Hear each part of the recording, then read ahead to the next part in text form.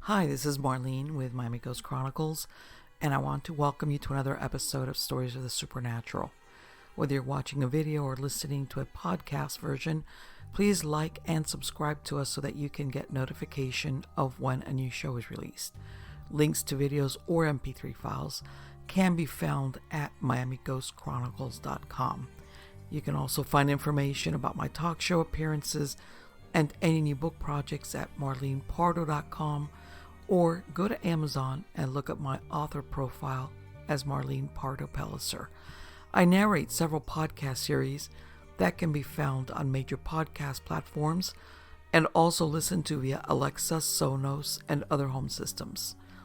Look for Supernatural Storytime for scary storytelling, Nightshade Diary for classic horror and adventure stories, and of course Stories of the Supernatural for interviews with different guests as we talk about the mysteries of the unexplained. If you want to get noteworthy news about the paranormal world, true crime, conspiracy theories, and just about anything that is plain weird, you can visit Stranger Than Fiction Stories tab at miamighostchronicles.com. I want to thank you for being part of my audience, and I think you are all wonderful. The Legends of Trans-Allegheny Lunatic Asylum. Formerly known as the Weston State Hospital, the Trans-Allegheny Lunatic Asylum was built on 666 acres and was meant to serve as a sanctuary for the mentally ill when it opened in 1864. A 200-foot tall clock tower dominated the central administration area, completed in 1871. Most of the early work was done by prison labor, although the final stonework was completed by skilled stonemasons brought in from Europe. The Trans-Allegheny Lunatic Asylum began taking residents in 1861, long before it was completed, and patients were continually added until the structure was completed some 20 years later. It was still in operation as an asylum in 1994 when it was closed. It was reopened in 2007 to host historic and paranormal tours. A notable fire that was started by a patient in 1935 destroyed 6 male wards and caused one of the cupolas to fall through the roof. The damaged areas were reconstructed. However, the rest of the original hospital was reported to have poor sanitation, insufficient lighting, furniture, and heating in comparison. A 1938 report by a survey committee organized by a group of North American medical organizations found that the hospital housed epileptics, alcoholics, drug addicts, and non-educatable mental defectives among its population. A series of reports by the Charleston Gazette in 1949 found poor sanitation and insufficient furniture, lighting, and heating in much of the complex. The asylum was 6 times over capacity. The patients inside were running wild, and orderlies, outnumbered, struggled to regain control. Weston State Hospital found itself to be the home for the West Virginia lobotomy project in the early 1950s. This was an effort by the state of West Virginia and Walter Freeman to use lobotomy to reduce the number of patients in asylums because there was severe overcrowding. In the course of his lifetime, Freeman performed some 4,000 lobotomies, leaving sometimes perfectly healthy patients with lasting physical and cognitive damage. His ice pick method, which involved slipping a thin pointed rod like an ice pick into the patient's eye socket and using a hammer to force it to sever the connective tissue in the brain's prefrontal cortex, resulted in a number of deaths. Overcrowding was in part due to the incredible variety of reasons people were admitted. While plenty of people suffered from mental illness, not everyone arrived for those reasons.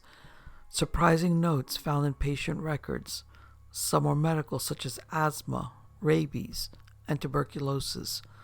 Others were stranger still, wives who were insubordinate to their husbands, indigestion, doubting one's ancestry, political and religious excitement, and being kicked in the head by a horse were also on the list. A man could admit his wife for any reason, and if he decided to never bring her home, If, say, he started a new relationship, she remained as a ward of the state.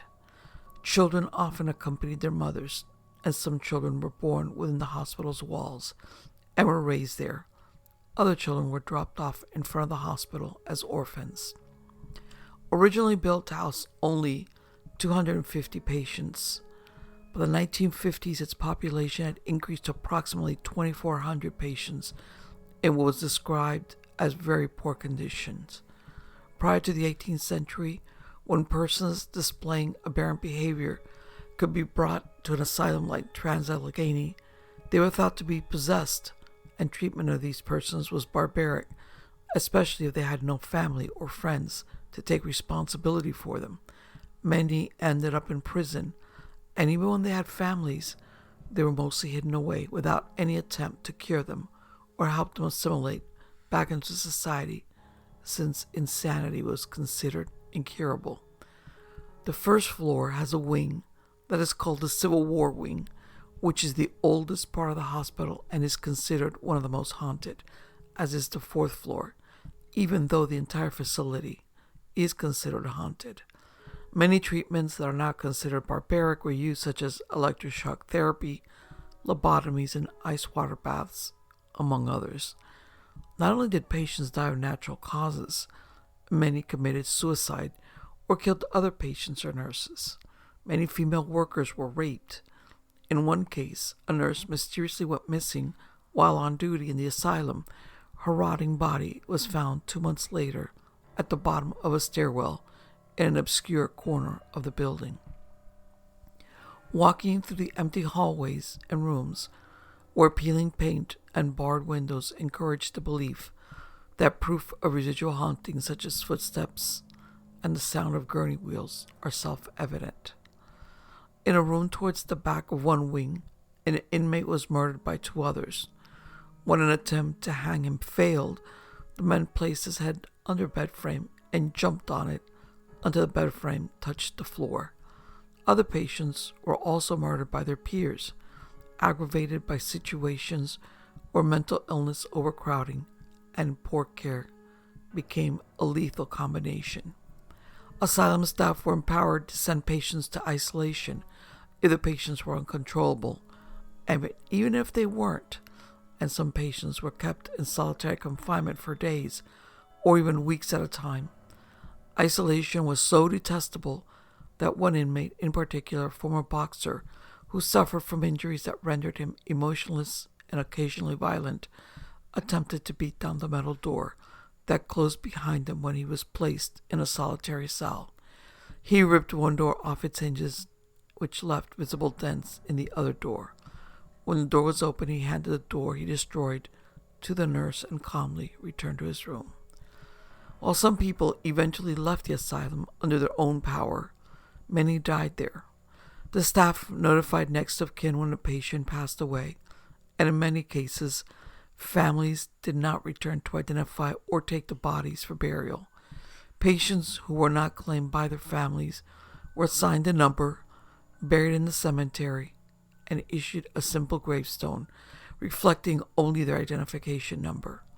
Over time, many of the gravestones were removed and even repurposed. Today, there's virtually no way to identify the bodies buried at the asylum. Patients were always buried. They were never cremated.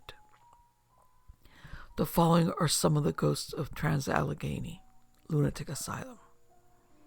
First one is William Cook. Unknown when he was born, but he died in 1891. William Billy Cook was a resident on Ward 5 and Ward 3. Shortly after being committed for 1 year, he took his own life on August 23rd, 1891. He died of shock after turning the hot water on in the bathtub and jumping into it and scalding many parts of his body. He was described as intensely demented. His ghost has been communicating via flashlight sessions, mostly on the second floor, which is Ward 5, and the third floor, Ward 3, centering around the shower room. He also produces loud bangs, rolling and dragging noises, and the sound of footsteps through water. Another one is Jesse Albright. Jesse Albright died on July 14th, 1949, after living at TALA, or Trans-Allegheny Lunatic Asylum, for over 7 years. He died from organic illness in his body, and his extended family claimed his body, and he was buried on the grounds in the 3rd cemetery. Jesse's ghost is reported as a talker who whispers in guests' ears, and is known to answer to his name. He also communicates via flashlight and a K2 meter. He also drains batteries. Another ghost is Jacob Ayers, who was released from the asylum in 1910. Jacob was born and grew up in West Virginia. However, after his release from Trans-Allegheny Lunatic Asylum, nothing else was heard from him again. In life, he was known to be an alcoholic who contributed to his illness. While he was a resident of the asylum, it is believed he slept in one of the oldest wards on the southern end of the facility. As a ghost, he interacts with visitors using a flashlight, a K2 meter, and he is known to follow them around. At times he is cooperative, however, other times he growls at visitors. And even though he probably has been walking the hallways of the asylum for many years, he was first documented in 2008 by Jason and Grant from Ghost Hunters. Another ghost is Jane Harvey, born in 1865 and died in 1884. Jane died by her own hand on November 6, 1884. It is unknown how long she was actually at the asylum. She lived on the 2nd floor on Ward B. At this location, many visitors have had contact with an entity named Jane. Visitors have complained of pressure on their chest and a strangling sensation. Jane's presence is presaged by a bitter chill in the air and spikes on the K2 meter. She has also been recorded on EVPs. Another one is Lawrence Larry Carroll. Larry was admitted on multiple occasions to Tallahassee Lunatic Asylum, the last time being in 1941. He only had an 8th grade education and suffered greatly from mental illness in which he exhibited violent behavior towards others. Larry was apprehended in connection to the murder of a local 15-year-old boy who was killed by Larry on his way back from church to his grandmother's home, and whose body was found in a cave. He was beaten and then buried alive by Larry. Communication with Larry is usually on the 4th floor, and he keeps company with another ghost named Frank. Contact with Larry has an unfriendly tone, as objects have been thrown at visitors.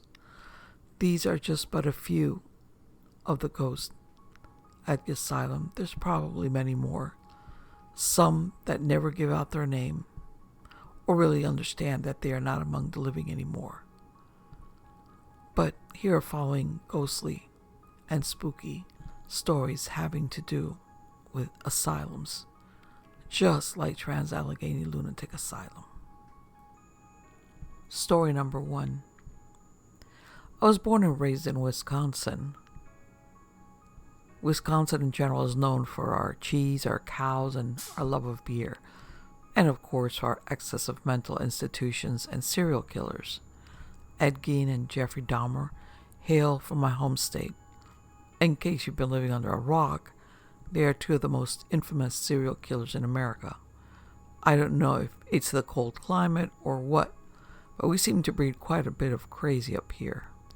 In my hometown, we have this old abandoned asylum by the highway. It used to house the criminally insane, at least according to local folklore. This is where Milk White legend came from. Milk White was supposedly a patient at the asylum. He was born there, his mother being one of the inmates.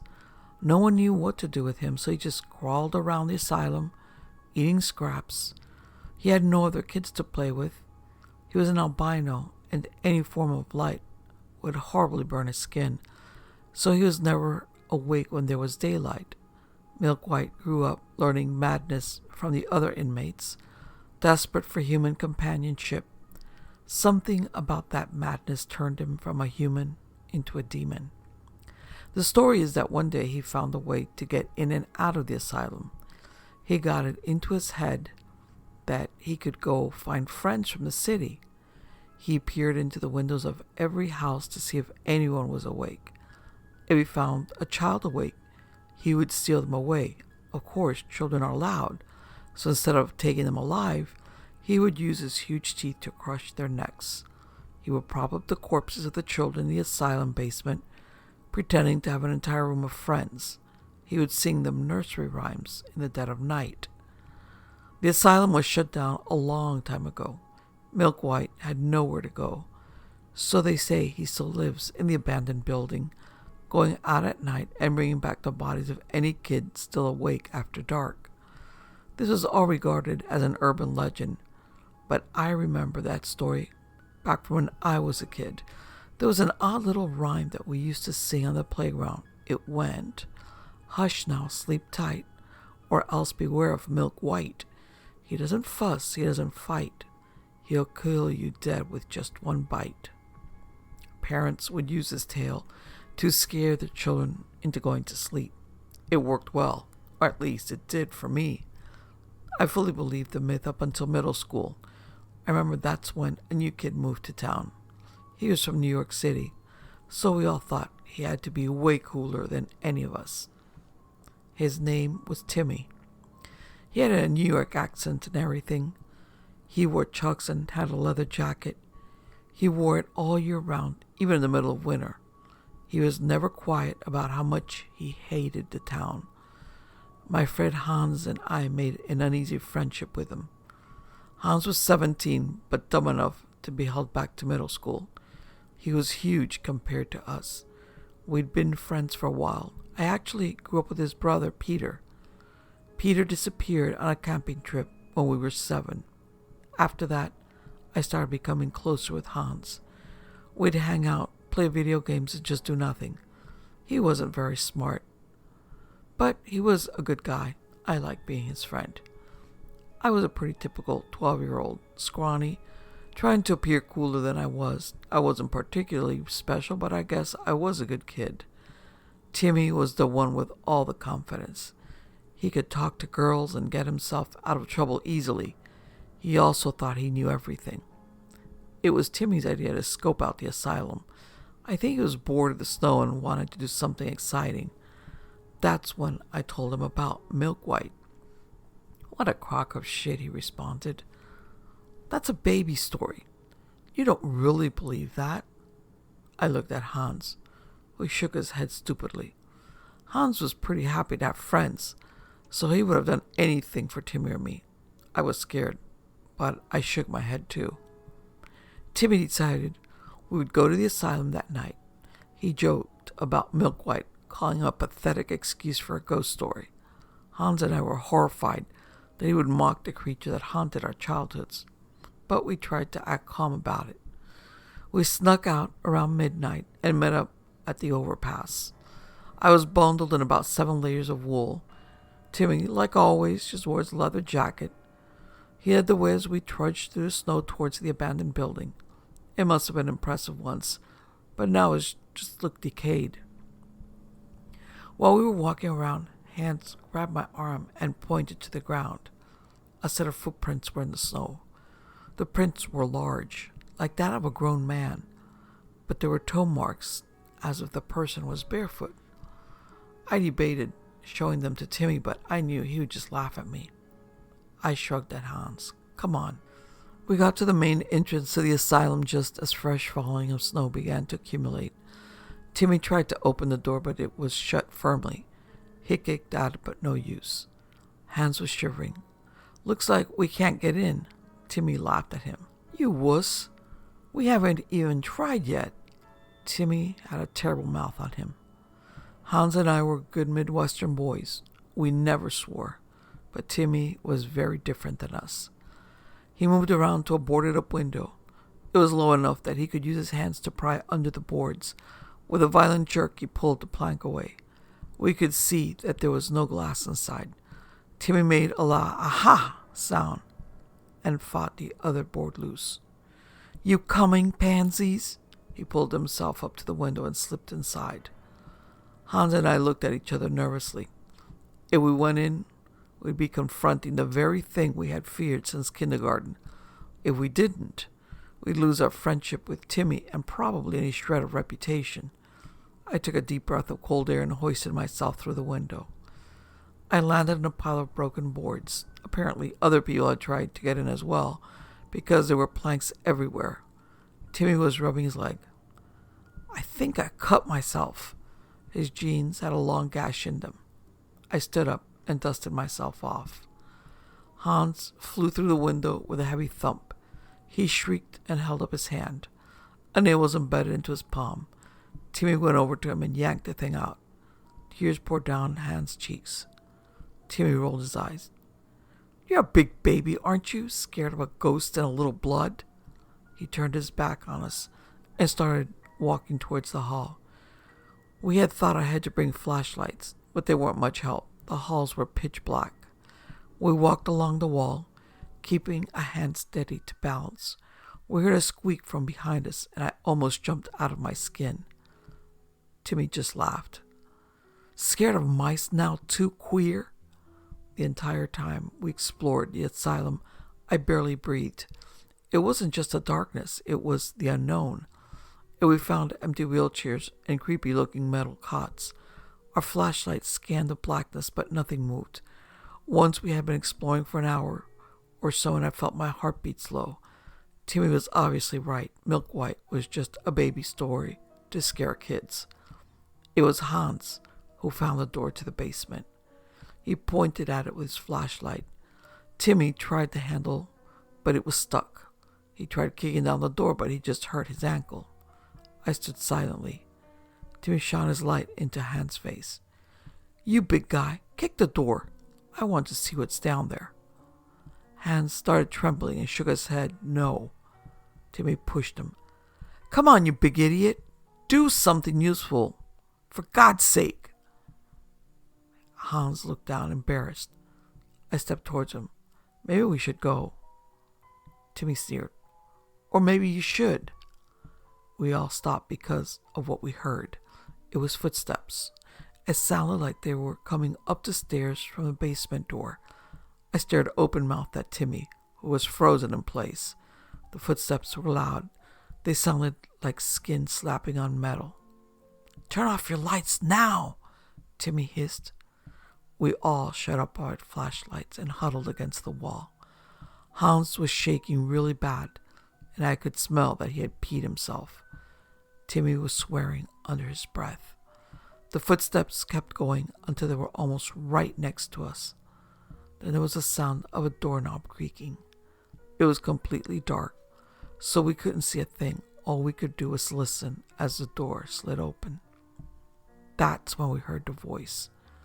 It was the deep voice of a man, but sung unreasonably high. It sang whispered, Hush now, sleep tight.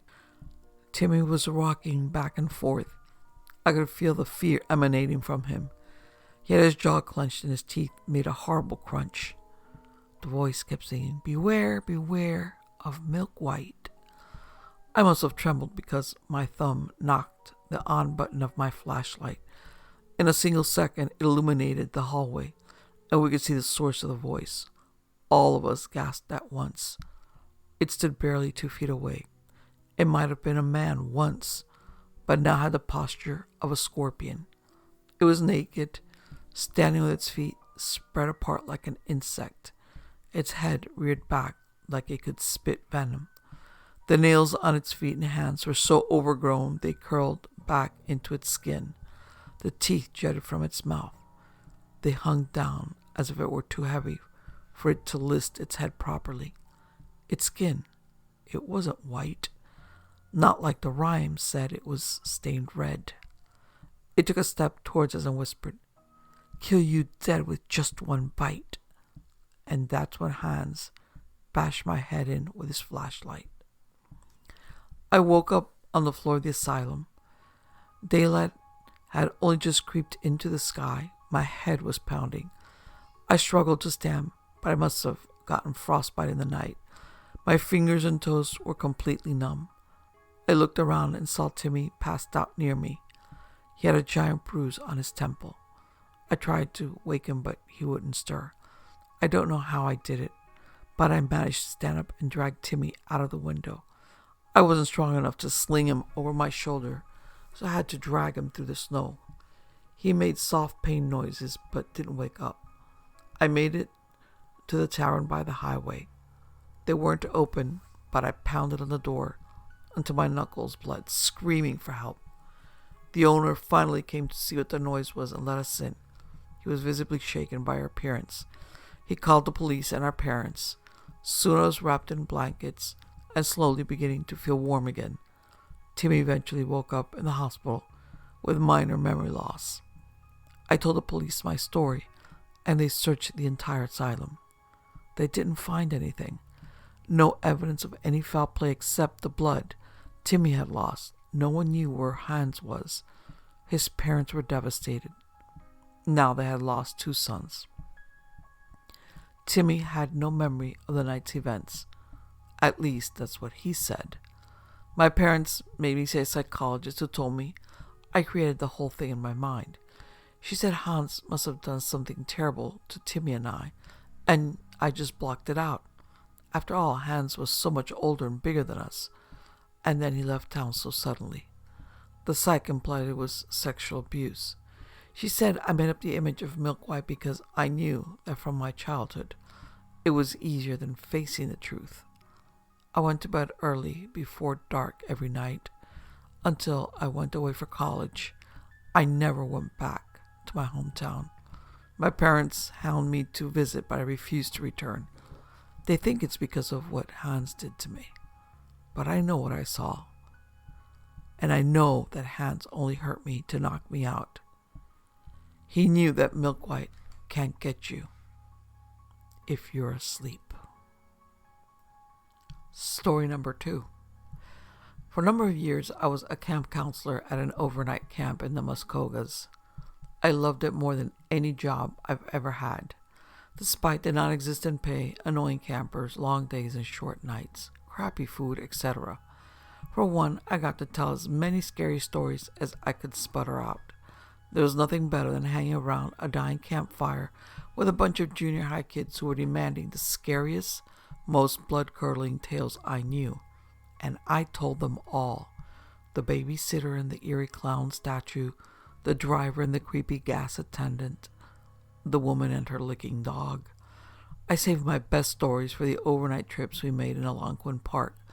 For non-Canadians, it's a massive park in the middle of Ontario, spanning nearly 8,000 square kilometers, when days would be spent canoeing on pristine lakes, and nights would be spent around the fire, singing and making s'mores and being as rowdy as the only people within miles could be.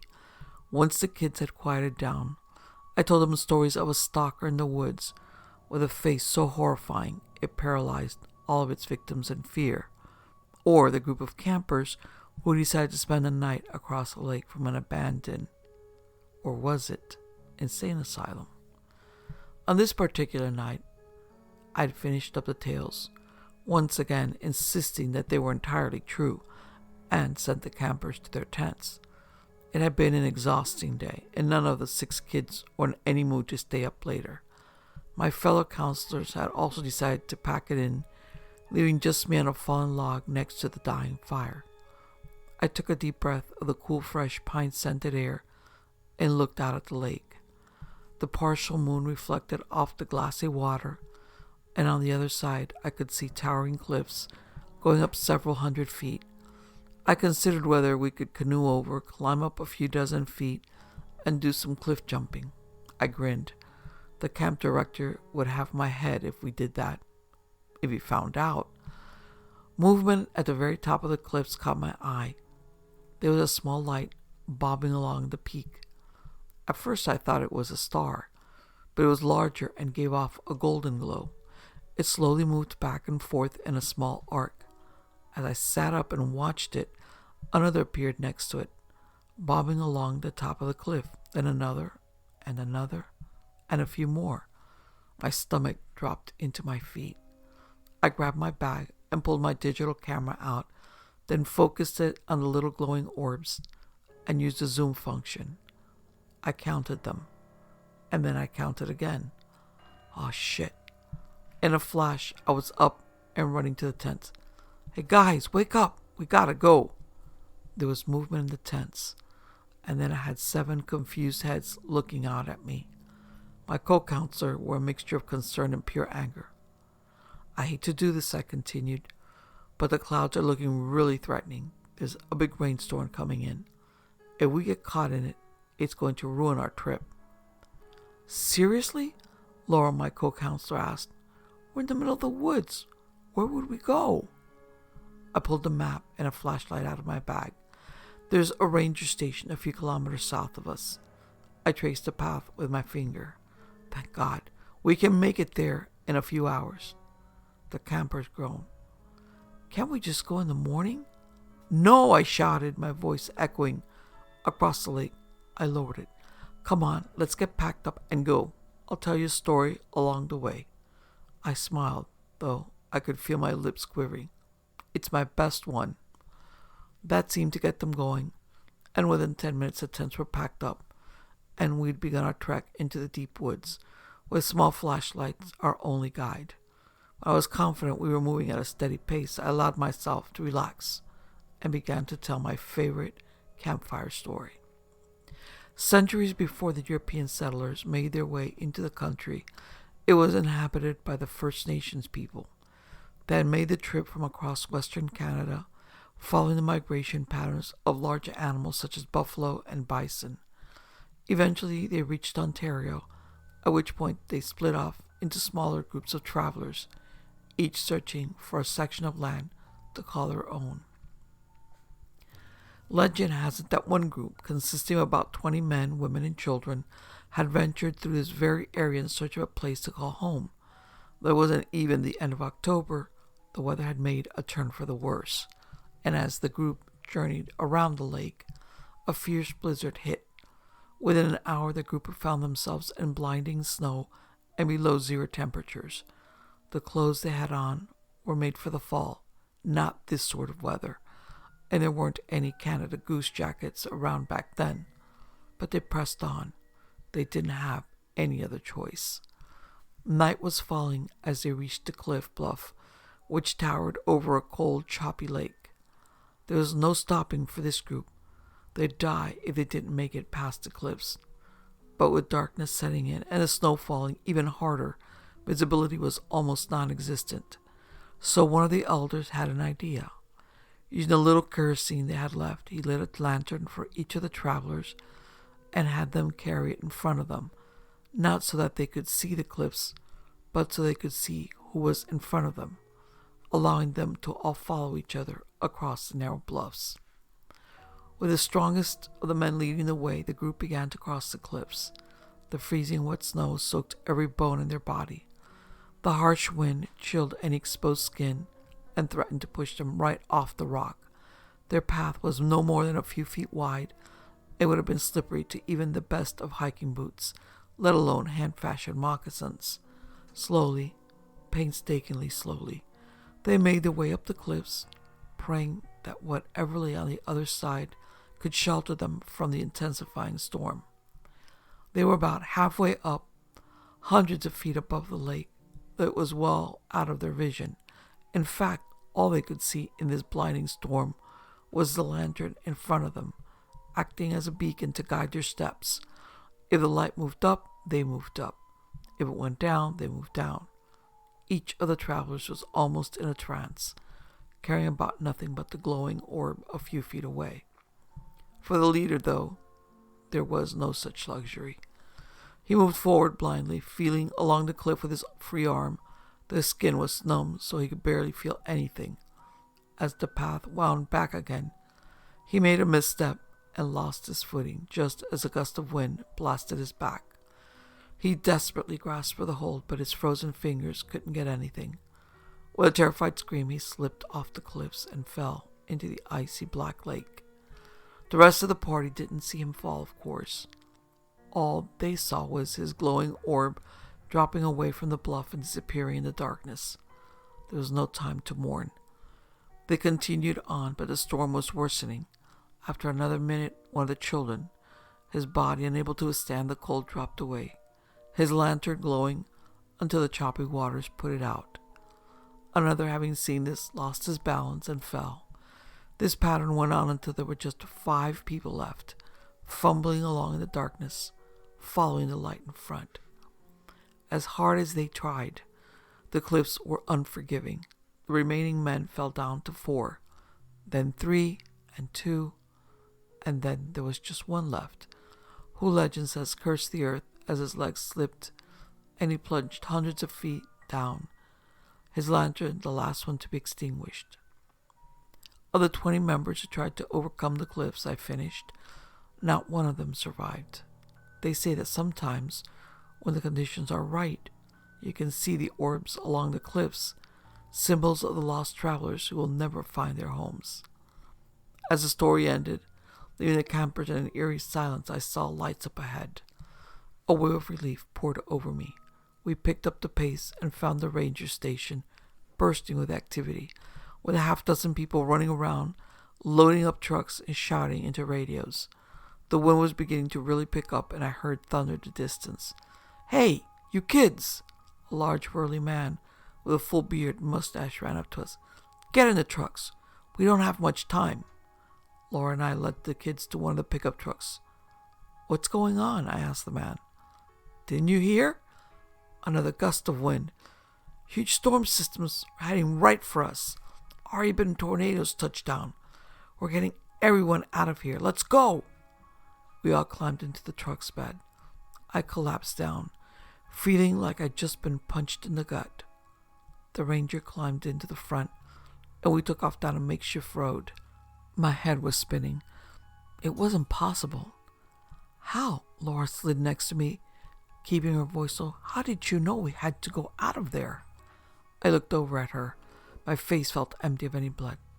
"I saw the lights." "What?" No, she gasped and caught herself. "How many?" I took a deep breath. 8. She looked around at all the campers, who were now lying against each other, asleep despite the bumpy road. "That's all of us, my God." I nodded and leaned against her.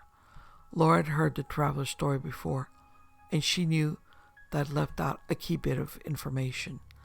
The lights were real, but they were never random. If they were shining, bobbing back and forth, swinging in a small arc, it was because they had a message, a warning. One light would shine for each person who was about to die. Story number 3.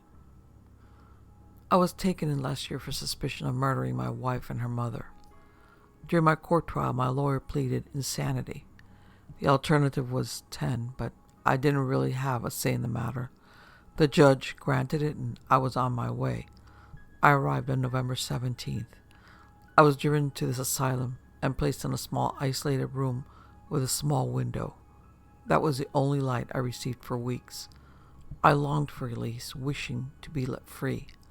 After weeks, the guards noticed I was one of the more obedient inmates. I was inmate number 216, and soon became respected among the guards with my overflowing knowledge. I read my days away in the small but resourceful library, a privilege I earned over time, and was accompanied by a guard who I would often engage in small talk. I was almost happy. For a man in an asylum, everything was all right. Until the construction began across the street. I noticed it one morning as I awoke and peered out my cubby-like window. I saw a man with a crew drilling into the ground with their jackhammers. I was intrigued when I first encountered the sight with my eyes, and my mind constantly wondered what they could be building. That day, I skipped my reading session and simply watched the men drill all day. I slept with a smile on my face, dreaming of the possibilities. They constantly drilled day in and day out until the sound was almost sickening. I prayed for them to stop, but they never did. 76 days. 76 days they drilled. I remembered asking myself, how deep could they possibly need their hole to be? 76 days? I didn't attend my reading sessions. Guards came to check in on me and feed me, guards which I lashed out upon. I began talking to myself, mimicking the drilling sounds, sometimes even in my sleep. I was soon feared among guards, and they checked on me less and less. until they stopped altogether. I was nearly starved to death until my old reading acquaintance stopped by. I could tell he feared me as he quickly dropped the food and was about to scurry away until I muttered 2 words, "Thank you." It was a whisper, but he heard me and smiled, exiting casually. The next few weeks were different. I was fed and began to read once more. I engaged the guard in small talk once again, and we shared laughs. Things were looking better, and on the date of November 24th, I was released after I was proven sane. I had to encounter a variety of tests and undergo therapy before I could be released. The construction was completed and resulted in a small urgent care center. I'm now a respectful citizen and I'm working on a job. I have truly turned my life around. Now, this man's story really inspired me, and we talked for a little while, even after the interview ended.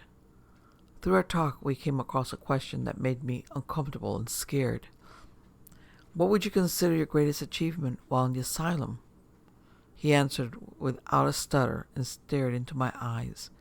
He almost had a sly smile on his face. Convincing the guards I was a sane man.